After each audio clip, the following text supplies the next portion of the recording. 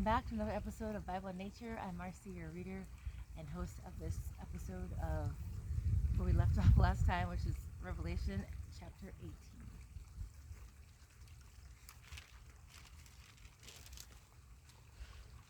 After all this, I saw another angel come down from heaven with great authority, and the earth grew bright with his splendor.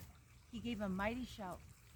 Babylon is fallen, that great city is fallen. She has become a home for demons. She is a hideout for every foul spirit, a hideout for every foul vulture, and every foul and dreadful animal. For all the nations have fallen because of the wine of her passionate immorality. The kings of the world have committed adultery with her, because of her desires for extravagant luxury. The merchants of the world have grown rich. Then I heard another voice calling from heaven, "Come away from her, my people. Do not take part in her sins, or you will be punished with her. For her sins are piled as high as heaven, and God remembers her evil deeds. Do to her as she has done to others, double her penalty for all her evil deeds. She brewed a cup of terror for others, so brew twice as much for her. She glorified herself and lived in luxury, so match it now with torment and sorrow. She boasted in her heart, 'I am queen on my throne. I am no helpless widow, and I have no reason to mourn.' Therefore, these plagues will overtake her in a single day, death and mourning and famine. She will be completely consumed by fire, for the Lord God, who judges her, is mighty. And the kings of the world who committed adultery with her and enjoyed her great luxury will mourn for her as they see the smoke rising from her charred remains. They will stand at a distance, terrified by her great torment. They will cry out, 'How terrible for you, O Babylon, you great city!' In a single moment, God's judgment came on you. The merchants of the world will weep and mourn for her, for there is no one left to buy their goods. She bought great quantities of gold, silver, jewels, and pearls, and fine linen, purple, silk, and scarlet cloth, things made of fragrant thyine wood, ivory goods, and objects made of expensive wood, and bronze, iron, and marble. She also bought cinnamon, spice, incense, myrrh, frankincense, wine, olive oil, fine flour, wheat, cattle, sheep, horses, wagons, and bodies, that is, human slaves.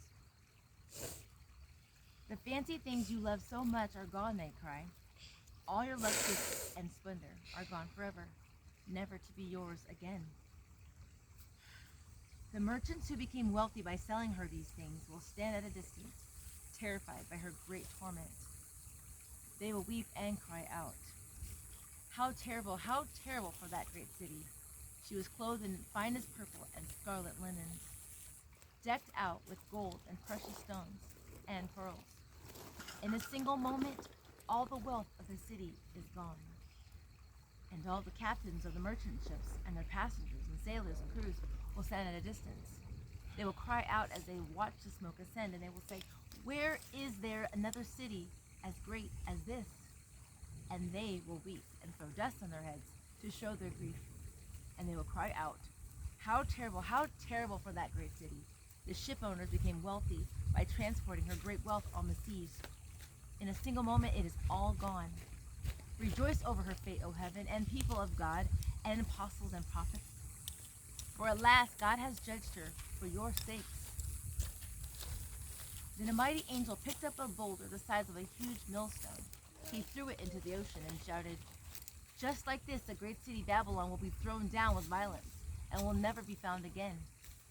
The sound of harps, singers, flutes, and trumpets will never be heard in you again.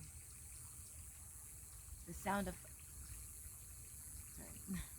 the craftsmen and no trades will ever be found in you again. The sound of the mill will never be heard in you again.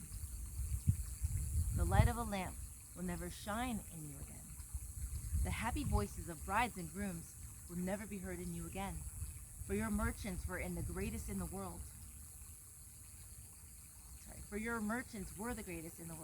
And you deceived the nations with your sorceries. In your streets flow the blood of the prophets and of God's holy people, and the blood of people slaughtered all over the world." is Revelation chapter 18. Until next time. I know you put it right here, Mom. I know you put it right here.